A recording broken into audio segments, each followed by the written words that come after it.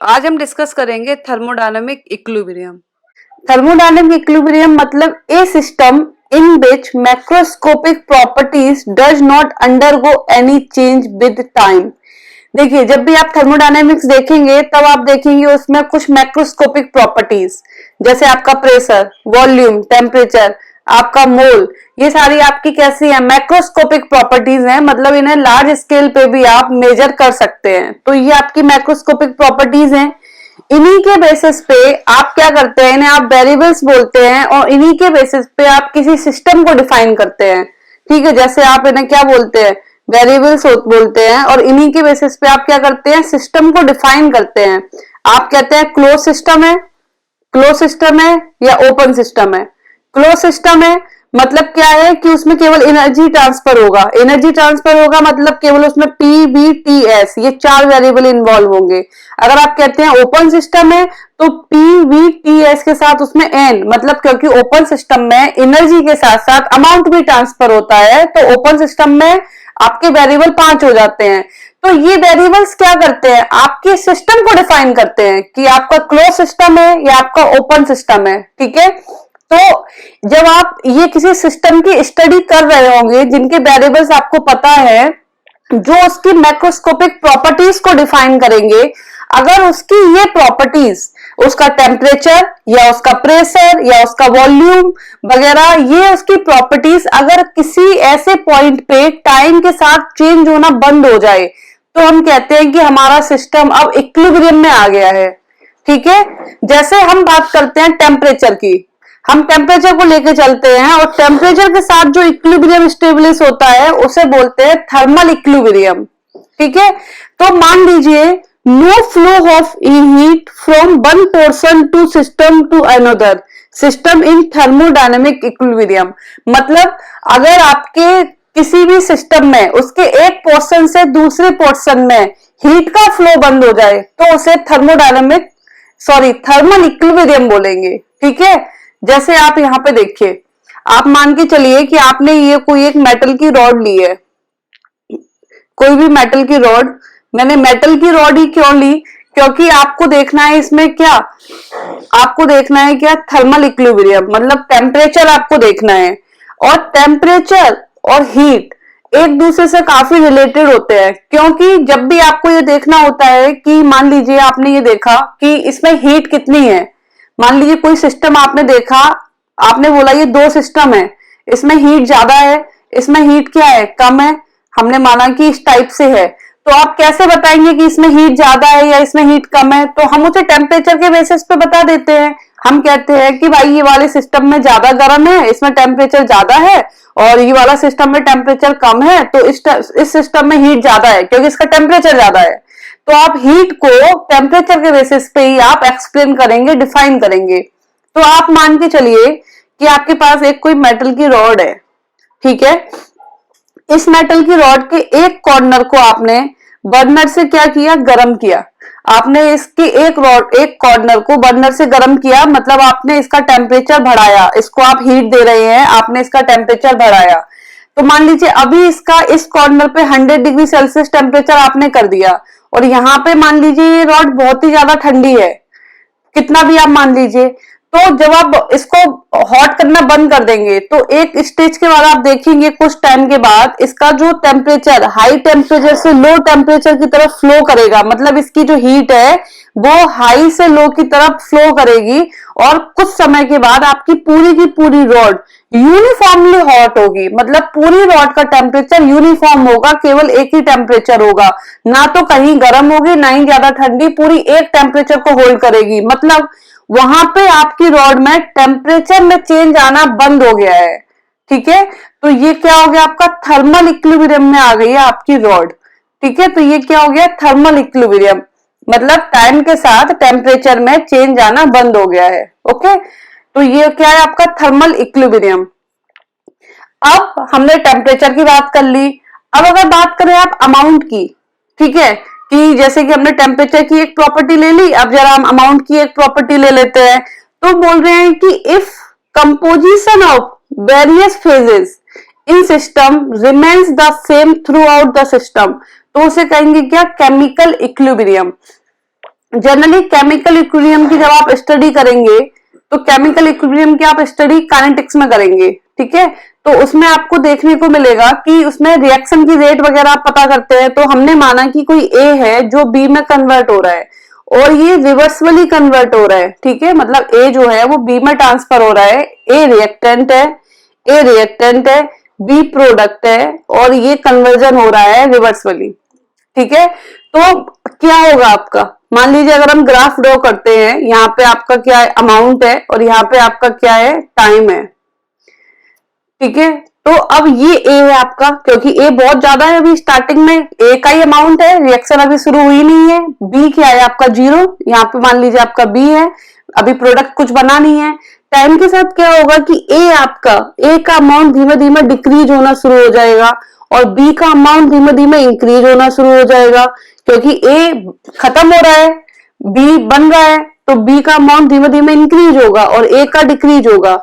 आप देखेंगे कि एक पॉइंट ऐसा आएगा जब ये रिएक्शन अब प्रोसीड नहीं होगी, मतलब अब ए का बी में कन्वर्जन नहीं होगा, ना ही बी का ए में कन्वर्जन होगा, क्योंकि रिवर्सिबल है। तो अभी क्या होगा रिएक्शन में ए, मान लीजिए आपकी 60% रिएक्शन प्रोसीड हो गई है, 60% रिएक्शन प्रोसीड हो गई है, मतलब अब आपका ए जितना बचा है उतना ही रहेगा, बी जितना बना है उतना ही रहेगा। तो ये पॉइंट जहां पे ये इक्विलिब्रियम स्टेब्लिश हुआ है, जिसमें ए के अमाउंट में चेंज आना बंद हो गया, बी के अमाउंट में चेंज आना बंद हो गया, मतलब ये आपका स्टेज क्या हो गया, केमिकल इक्विलिब्रियम यहाँ पे स्टेब्लिश हो गया, ठीक है। तो अभी हमने क्या बात कर ली, थर्मल इक्विलिब्रियम की बात कर ली और केमिकल इक्विलिब्रियम की बात कर ली। नाउ अब हम देखते हैं zeroth law of thermodynamics. Zeroth law of thermodynamics हम क्यों देख रहे हैं, क्योंकि ये लॉ ऑफ थर्मल इक्विलिब्रियम है, इसे लॉ ऑफ थर्मल इक्विलिब्रियम भी कहते हैं। थर्मल इक्विलिब्रियम जस्ट अभी हम पढ़ के आए हैं, तो इस वजह से हमने इसके जीरोथ लॉ ऑफ थर्मोडायनेमिक्स को यहाँ पे उठा लिया। ये लॉ ये कहता है कि मान लीजिए आपके पास दो सिस्टम है, मान लीजिए हमारे पास ए है और हमारे पास क्या है यहाँ पे बी है। आपके पास दो कोई सिस्टम है और एक नया सिस्टम हम मानते हैं सी, ठीक है।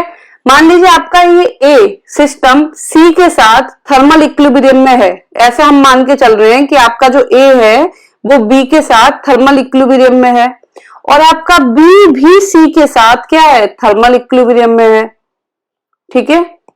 तो ये लॉ ये कहता है कि अगर ऐसी स्टेज आती है कि जब आपके दो सिस्टम किसी तीसरे के साथ थर्मल इक्विलिब्रियम में हो, मतलब आपका ए सी के साथ थर्मल इक्विलिब्रियम में हो, आपका बी सी के साथ थर्मल इक्विलिब्रियम में हो, तो ये दो सिस्टम भी थर्मल इक्विलिब्रियम में होंगे, मतलब ए और बी भी कैसे होंगे, ये भी थर्मल इक्विलिब्रियम में होंगे। ये आपका जीरोथ लॉ ऑफ थर्मोडायनामिक्स।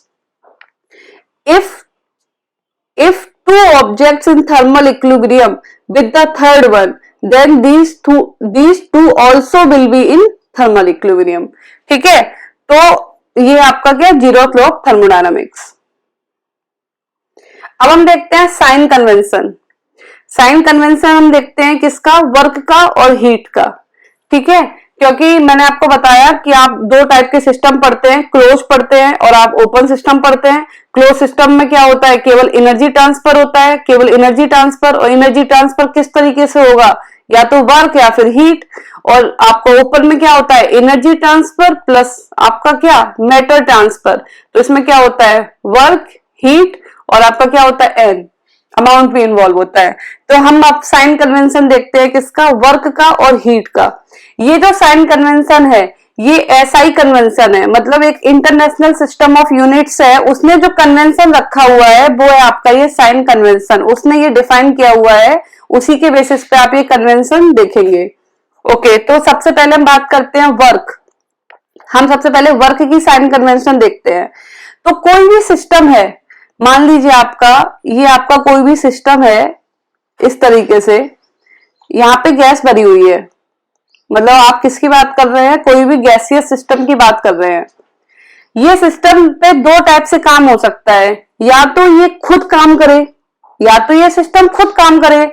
जैसे एक्सपेंशन हो रहा है, मान लीजिए एक्सपेंशन हो रहा है, तो एक्सपेंशन में क्या होगा कि ये सिस्टम खुद काम कर रहा है, ठीक है। तो work done by the system, expansion में क्या हो रहा है, सिस्टम खुद काम कर रहा है, मतलब work done by the system.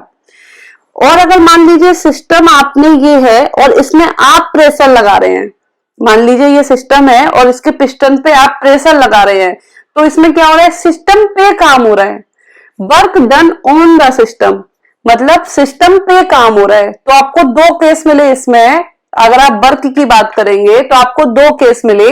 पहला केस ये है कि work done on the system, जो आप करेंगे सिस्टम पे, ठीक है, और दूसरा work done by the system, जो सिस्टम खुद करेगा। जब सिस्टम खुद काम करता है, जैसे एक्सपेंशन, सिस्टम खुद एक्सपेंड होता है, सिस्टम खुद काम कर रहा है। और डन ऑन द सिस्टम जैसे कंप्रेशन, कंप्रेशन खुद नहीं होता, कंप्रेशन आपको करना पड़ता है। मतलब आप एक गैस सिलेंडर को ले लीजिए, अगर आपको एक गैस सिलेंडर में गैस फिल करनी है तो आप खुद प्रेशर लगा के गैस को कंप्रेस करके सिलेंडर में भरेंगे, तो सिस्टम पे आप काम कर रहे हैं, done on the system, work done on the system, ठीक है। और मान लीजिए आपका गैस सिलेंडर है, अगर वो कहीं से लीक कर रहा है या उसमें से गैस अपने आप निकल रही है, तो गैस का एक्सपेंशन हो रहा है और वो काम सिस्टम खुद कर रहा है, उसमें आप कुछ नहीं कर रहे। मान लीजिए किचन में सिलेंडर लीक होता है तो उसमें आप तो कुछ नहीं कर रहे ना, सिस्टम खुद काम करके गैस का एक्सपेंशन कर रहा है, तो वो work done by the system. ये जो दो टर्म है ऑन और बाई, इसको आपको दिमाग में रखना है। On the system compression, by the system expansion, ठीक है। अब हम बात करते हैं साइन कन्वेंशन की। साइन कन्वेंशन की अगर हम बात करें तो आप ये बताइए, जब भी सिस्टम पे काम होगा, मतलब जब भी आप सिस्टम पे प्रेशर लगाएंगे, कंप्रेशन करेंगे, मतलब सिस्टम पे काम करेंगे, तो आप सिस्टम को कुछ ना कुछ एनर्जी दे रहे हैं, आप सिस्टम को एनर्जी दे रहे हैं, मतलब सिस्टम में कुछ ऐड हो रहा है, तो ये कैसी होगी, पॉजिटिव। दूसरा केस, जब एक्सपेंशन हो रहा है, सिस्टम खुद काम कर रहा है, जब सिस्टम खुद काम कर रहा है तो कहीं ना कहीं वो अपनी एनर्जी को यूज कर रहा है, मतलब उसकी एनर्जी कम हो रही है, तो क्या हो गया, निगेटिव। तो work done on the system positive, by the system negative. Energy के बेसिस पे आपको सोचना है, आपको अपने दिमाग में एक एग्जांपल लेके चलना है कि मान लीजिए गैस सिलेंडर ही है और उसमें क्या हो रहा है कि वो कहीं ना कहीं लीक कर रहा है और उसमें गैस का एक्सपेंशन हो रहा है, मतलब सिस्टम खुद काम कर रहा है, work done by the system हो रहा है। सिस्टम जब काम कर रहा है तो उसमें जो इंटरनल एनर्जी होगी वो उससे कुछ ना कुछ एनर्जी लेके काम कर रहा होगा, मतलब उसकी एनर्जी डाउन हो रही है, मतलब वहां पे निगेटिव टर्म आएगा। निगेटिव शब्द ही आता है कमी के लिए, ठीक है। अब हम बात करते हैं किसकी, हीट की।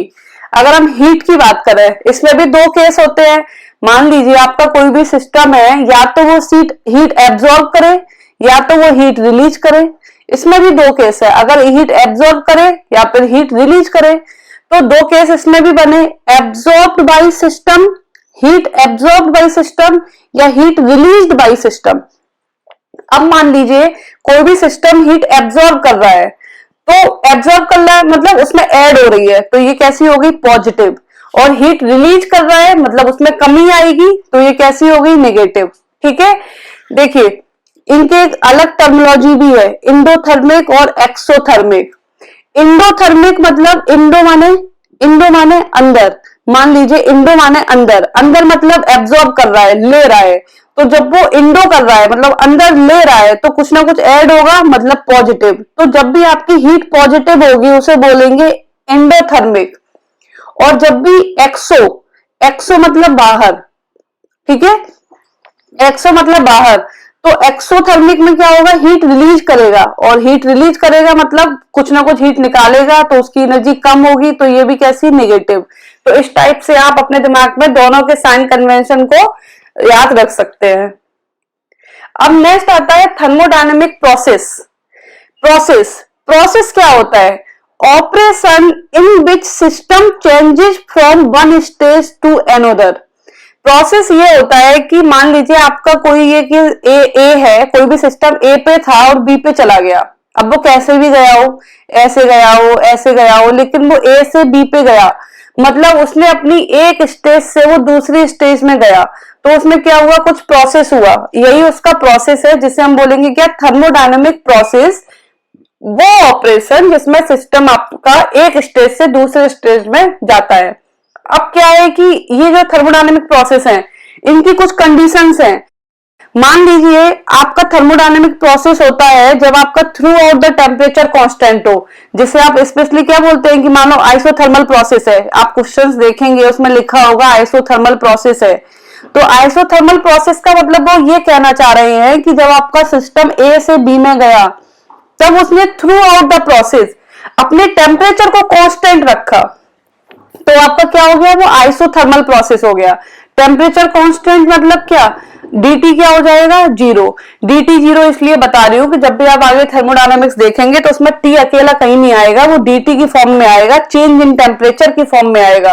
तो जनरली आपको अगर ये पता होगा अपने क्वेश्चंस में कि वो आइसोथर्मल प्रोसेस है तो आप सिंपली dt की जगह जीरो रख के उसकी कैलकुलेशंस को कर सकते हैं। मान लीजिए आपका through out the process pressure constant हो तो उसे बोलते हैं आइसोबारिक। इसमें क्या होगा, डीपी जीरो। देखो बार जो होता है, बार होता है क्या, प्रेशर की यूनिट होती है बार, प्रेशर की यूनिट होती है बार। तो क्या होता है, इस वजह से प्रेशर की यूनिट होती है बार, तो जब प्रेशर कांस्टेंट होता है तो उसे क्या बोल देते हैं, आइसोबारिक। ठीक है। अगर वॉल्यूम कांस्टेंट हो आइसोकोरिक, हीट कांस्टेंट हो, हीट कांस्टेंट मतलब आइडियाबेटिक। आइडियाबेटिक जैसे कि आपका कोई भी हाई क्वालिटी का थर्मस, आपने उसमें कुछ भी हॉट मिल्क या हॉट वाटर रखा हुआ है, वो क्या होता है कि बाहर से हीट नहीं लेता, ना ही अपनी हीट बाहर देता है, मतलब ना वो सराउंडिंग से हीट ले रहा है ना ही सराउंडिंग को हीट दे रहा है, उसकी हीट कांस्टेंट है। तो वो कैसा हो गया आपका आइडियाबेटिक प्रोसेस। ठीक है। तो आज का आउटकम क्या है, आपने पहले देखा थर्मोडायनेमिक इक्विलिब्रियम। थर्मोडायनेमिक इक्विलिब्रियम क्या था कि उसके मैक्रोस्कोपिक प्रॉपर्टी में टाइम के साथ चेंज आना बंद हो जाए। ठीक है। अगर हम पर्टिकुलर टेम्परेचर ले ले तो वो क्या हो गया था, थर्मल इक्विलिब्रियम। जैसे मैंने आपको बताया एक रॉड था, एक एंड को आपने हॉट किया, कुछ टाइम के बाद आपने देखा कि पूरी की पूरी रॉड यूनिफॉर्मली हॉट हो गई, मतलब अब उसमें कोई भी टेम्परेचर चेंज नहीं हो रहा है, through out the temperature same हो गया है, वो हो गया आपका थर्मल इक्विलिब्रियम। केमिकल इक्विलिब्रियम में मैंने आपको बताया ए बी से कन्वर्ट हो रहा है, रिवर्सिबल रिएक्शन के थ्रू हो रहा है, तो ए बी में जा रहा है, मतलब ए का अमाउंट डिक्रीज हो रहा है, बी फॉर्म हो रहा है, बी का अमाउंट इंक्रीज हो रहा है। बट एक स्टेज ऐसी आएगी ना अब ए बी में जाएगा, ना ही बी का कुछ अमाउंट चेंज होगा, ना ही ए का चेंज होगा, मतलब उसमें एक केमिकल इक्विलिब्रियम स्टेब्लिश हो गया है। साइन कन्वेंशन मैंने आपको बताया वर्क का और हीट का।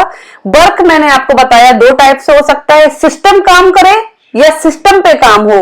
अगर सिस्टम काम करे तो क्या होगा, सिस्टम की एनर्जी डाउन होगी, वो निगेटिव होगा। ऐसे ही हीट, अगर सिस्टम हीट निकाले रिलीज करे, मतलब सिस्टम की एनर्जी डाउन, हीट नेगेटिव, तो system heat released by system या फिर वर्क डन बाय सिस्टम दोनों negative, heat absorb by system या फिर work done on the system दोनों पॉजिटिव। थर्मोडायनेमिक प्रोसेस में आपको मैंने क्या बताया कि ऐसा ऑपरेशन जिससे आपका सिस्टम एक स्टेज से दूसरे स्टेज में जाता है, ये आइसोथर्मल हो सकता है when temperature is constant, isobaric हो सकता है when pressure is constant, isochoric हो सकता है when volume is constant, and adiabatic हो सकता है when heat is constant. So that's all for today, thank you very much.